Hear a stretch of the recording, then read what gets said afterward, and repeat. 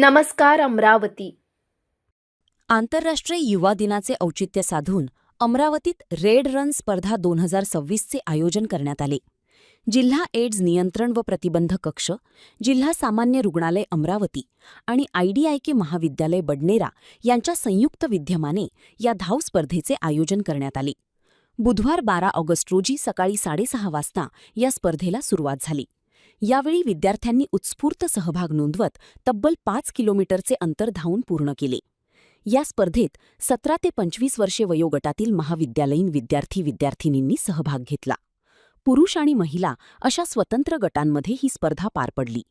दोन्ही गटांतील प्रथम क्रमांकाच्या विजेत्याला 2,500 रुपये, द्वितीय क्रमांकाला 2,000 रुपये तर तृतीय क्रमांकाच्या विजेत्याला 1,500 रुपये आणि प्रमाणपत्र देण्यात आले.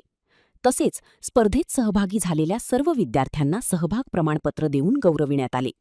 विशेष म्हणजे जिल्हास्तरावर प्रथम आणि द्वितीय क्रमांक मिळविणाऱ्या स्पर्धकांना राज्यस्तरीय रेड रन स्पर्धेत सहभागी होण्याची संधी मिळणार आहे.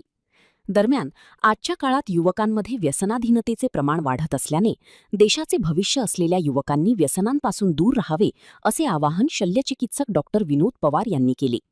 युवकांनी निरोगी जीवनशैलीचा स्वीकार करावा आणि व्यसनमुक्त समाजाच्या निर्मितीसाठी पुढाकार घ्यावा असा संदेश या रेड रन स्पर्धा 2022-23च्या माध्यमातून देण्यात आला.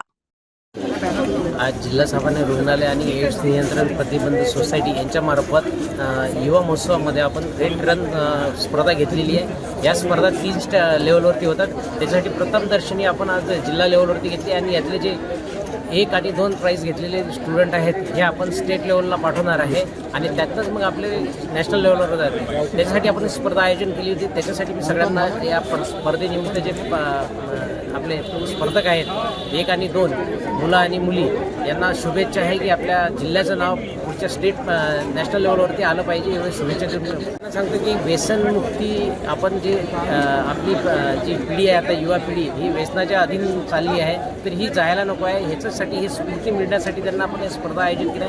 हे आपला देशाचं भविष्य आहे आणि त्याच्यामुळे आपला देश पण सुदृढ राहील आणि आपली ही पिढी जर सुदृढ राहिली तर भविष्यात आपल्याला आपला देश पुढचं जगात वेगळ्या याच्यावरती राहील. त्याच्यासाठी सुदृढ राहण्यासाठी कोणीही व्यसनमुक्ती केली त्याच्यासाठी आपण स्पर्धा आयोजित करतो जेणेकरून ती त्याच्यापासून दूर राहत आहे आणि आपली हिंदू संस्कृती काय होत आहे.